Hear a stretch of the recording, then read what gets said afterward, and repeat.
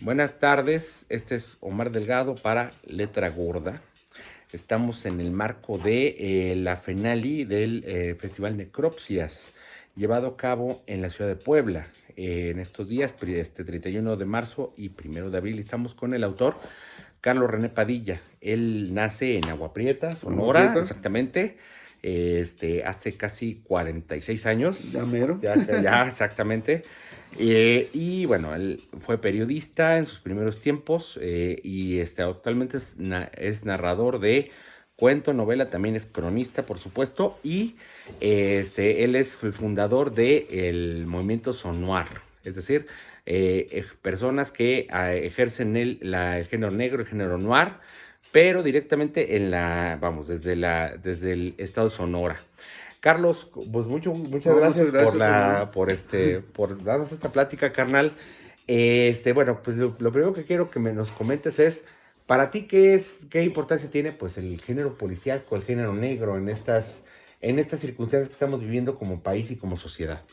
Creo que cada vez se ha estado abordando la criminalidad desde diferentes ámbitos, ¿no? Creo que cada vez hay más escritores y escritoras que están abrazando el género con esa importancia o con esa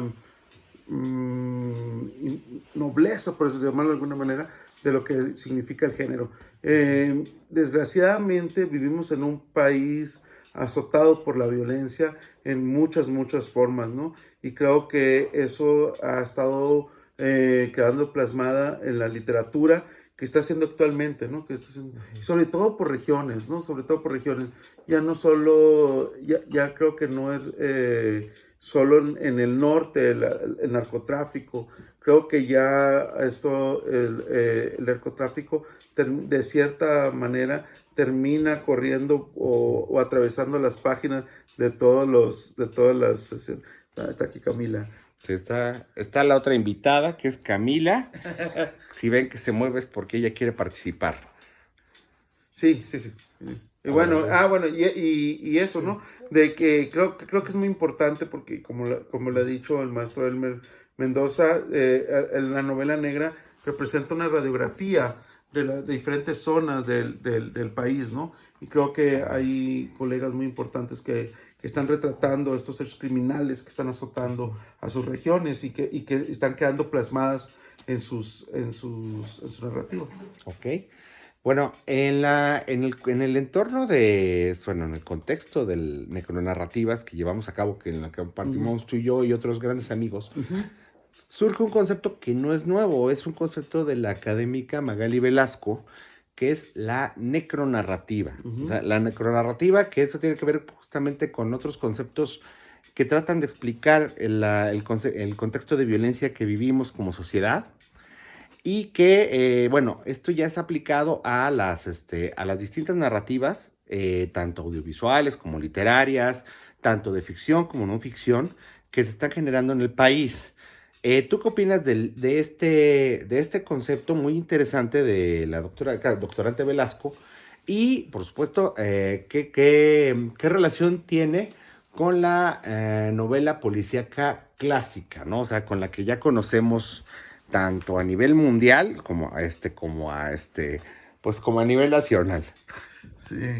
No, yo creo que Magali ha estado abordando conceptos de violencia que le tocó vivir mucho en Ciudad Juárez cuando que estuvo varios años ahí y que ha ido haciendo este mapeo en diferentes lados, ¿no? Creo que es muy interesante ya este abordamiento que se hace desde la academia, sobre todo, ¿no? Y aquí quiero decir algo, bueno, comentar algo.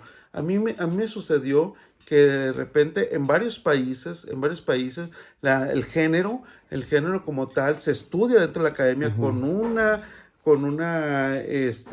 intencionalidad muy clara, ir desmenuzando los temas que hay y de repente creo que en México poco a poco está dando esto, ¿no?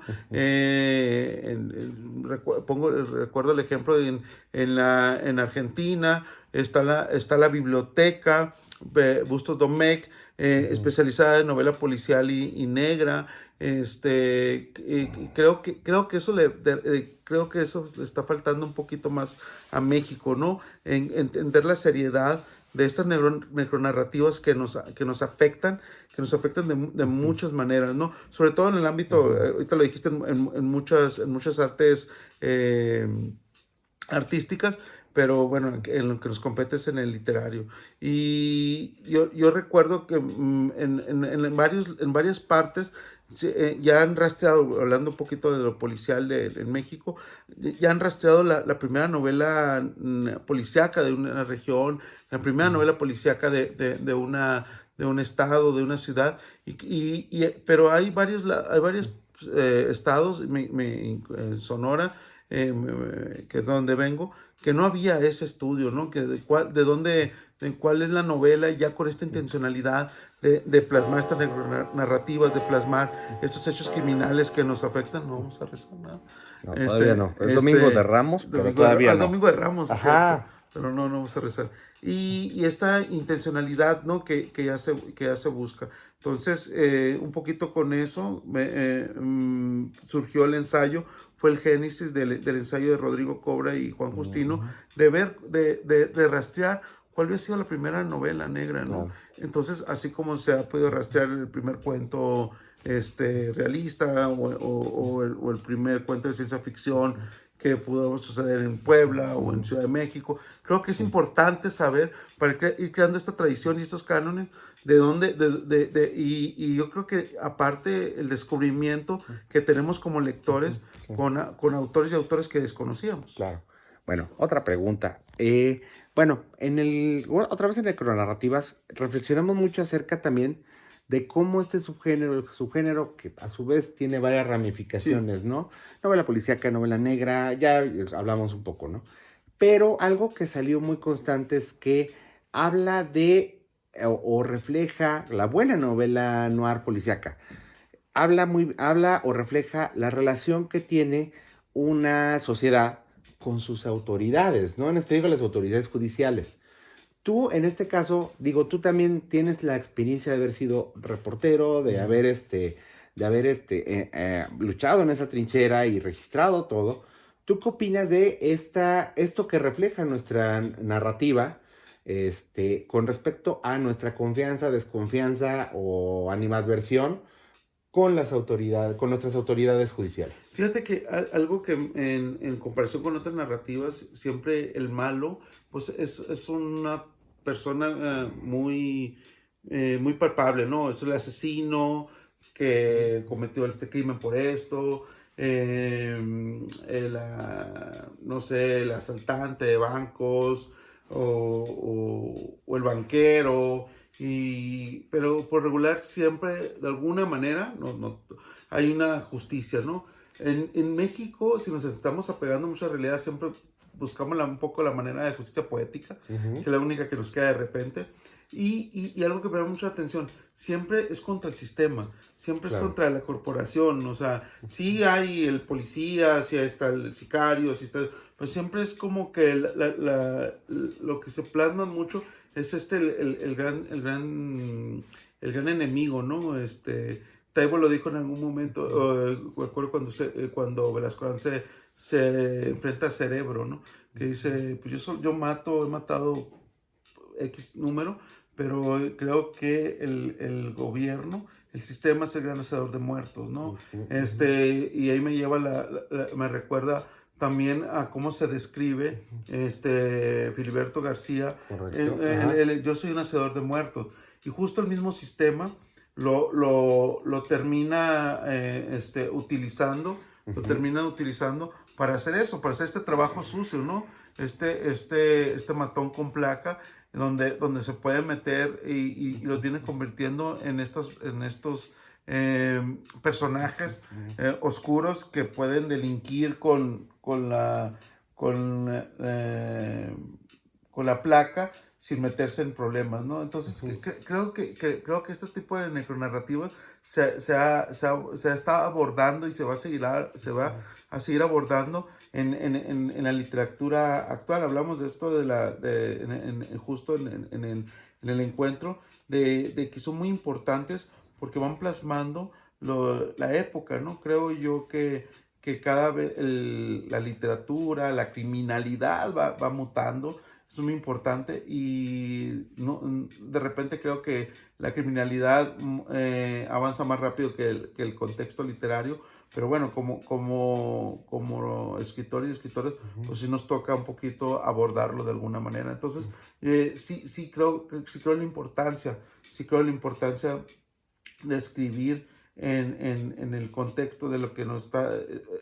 a mí, yo cuando leo a los colegas y a las colegas, me doy cuenta del tipo de narrativa que tiene que ver mucho con su estado, con su región. Ujú. He estado ahí trabajando en un concepto que he estado acuñando que se llama criminalidad endémica, que a lo que voy es que hay un delito que sobresale sobre los demás dependiendo de la Ujú. región.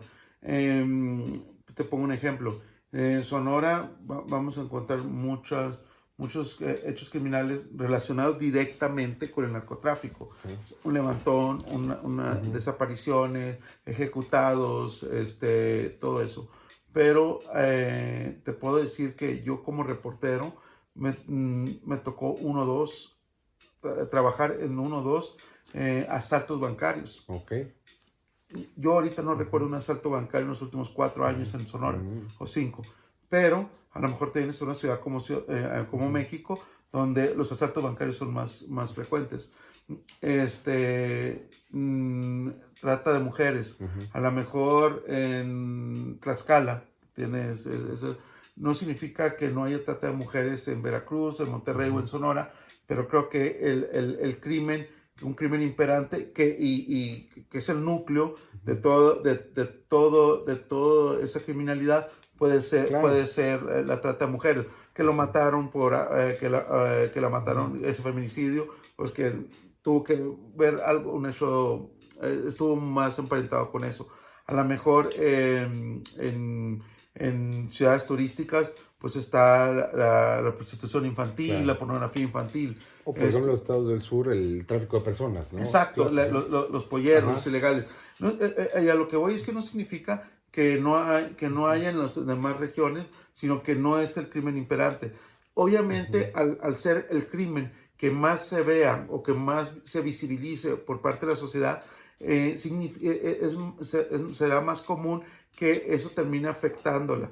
Entonces, obviamente, el escritor, el académico, la escritora, la académica, como parte de esa sociedad, pues va a buscar una manera de retratarlo o de investigarlo o de dar ese enfoque y plasmarlo en la escritura. Ok. Bueno, ya para cerrar, cabrón, porque finalmente nos podemos tardar horas Mm. aquí, cabrón, echarnos otras necronarrativas, otras necropsias. Tres libros que tú consideres esenciales, de presentes o pasados, Ay, canijo. para comprender nuestro contexto actual. Bueno, yo creo que te lo han estado diciendo algunos de los colegas. Yo creo que el complot mongol Ujú. a mí me sirve muchísimo para ver cómo era toda una sociedad y cómo se comportaba. Y bueno, fíjate que cuando salió toda la serie Velascoarán, se pueden mencionar mucho, pero creo que la serie Velascoarán es un claro ejemplo de cómo fue retratando Taibo la criminalidad que había en esa época. Ujú. Empezó, por ejemplo, con estos Ujú. feminicidios que eran cerebro, pero también en su novelística vemos un primer esbozo de lo que es el narcotráfico, Claro. controles de frontera, vemos un primer, la guerra Ujú. sucia, obviamente con el Ujú. halconazo, vamos viendo...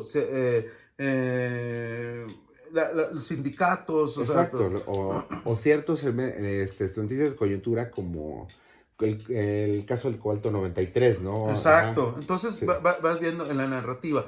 Y bueno, con Elmer Mendoza, que primero con Balas de Plata, que es cuando nos Ujú. presenta el zurdo, pero también tenemos el asesino solitario, pero creo que todo el universo ya del zurdo Mendieta del maestro Luis Mendoza, pues sí te va dando todo ese panorama. Y creo que ahí gran acierto fue que ya se empezó a salir de la periferia estos hechos criminales, ¿no? Como que Ajá, empezaron a voltear a ver lo que estaba pasando más afuera claro. de las grandes urbes. Entonces Ujú. creo yo que, digo, y hay muchísimas más de grandes colegas que admiro, pero así a bote pronto, creo que lo que hemos estado platicando, ¿no? Que esas narrativas te pueden prefigurar o señalar muy claramente lo que sucedía en cuestión de impartición de justicia, Claro, de ajá. criminalidad de una época. Ok, perfecto. Pues carnal, muchas gracias por No, tus muchas gracias a palabras. ti. Interesantísimo todo lo que nos comentas. Ya luego te tendremos que abducir otra vez para más charla. Y pues acá No, estamos muchas para gracias. letra gorda, dos escritores gordos. Uno, ahora sí que de distintas latitudes. Y pues este es Omar Delgado. Y gracias por su atención para todos.